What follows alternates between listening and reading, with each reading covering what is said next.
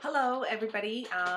Happy New Year, and welcome to week 2 of Chameleon's 52 tips to transforming lateral violence in your community. This week, we're going to be talking about the importance of being able to define lateral violence for yourself. It's one of the first things people ask when they get into our workshop is they want the definition. And the truth is when we first started doing this, there was no definition. I think there is something now on Wikipedia that you can look up. But through our work and experience, we have come to an understanding of why it happens and what causes it. And certainly we want to acknowledge historical events and the history of oppression and marginalization in our communities that has led to some of the behaviors that we see in our day-to-day lives, in our families, in our workplaces, out in the community here today.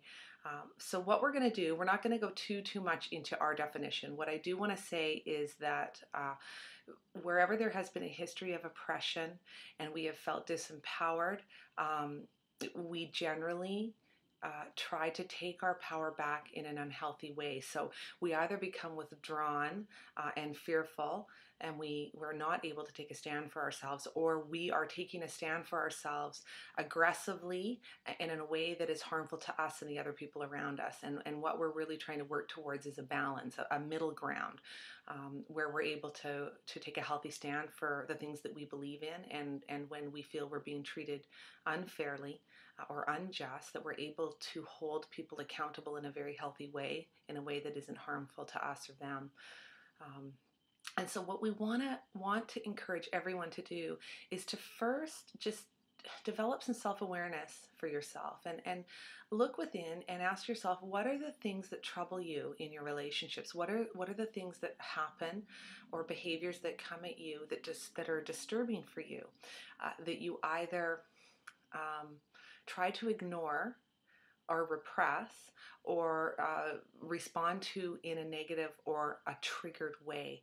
And if you can start to identify what some of those things are, then you can start to ask yourself, how would you begin to find the courage to address these things in the moment when they're happening, because that is the time that's most ripe for you to be able to transform your relationships with people, to be able to slow down and say, stop, what's happening is not okay for me.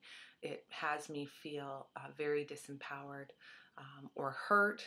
My feelings are hurt, or whatever the case may be. It takes so much courage to be able to say that to another person and then to ask for their cooperation. The thing about focusing on other people and where they might be doing it to us is that it actually just continues the cycle of disempowerment, because we can't change other people. We can only change ourselves and our own behaviors and our own relationship with ourselves first.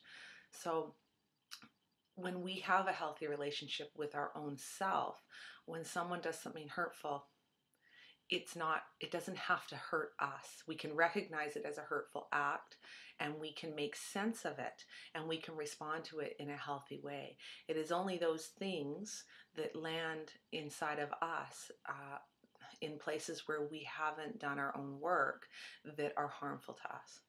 So first step is take some time, set aside some time for yourself. Really ask yourself, what are those things that are troubling for me in my relationships? What are those behaviors, the common themes that come up for me?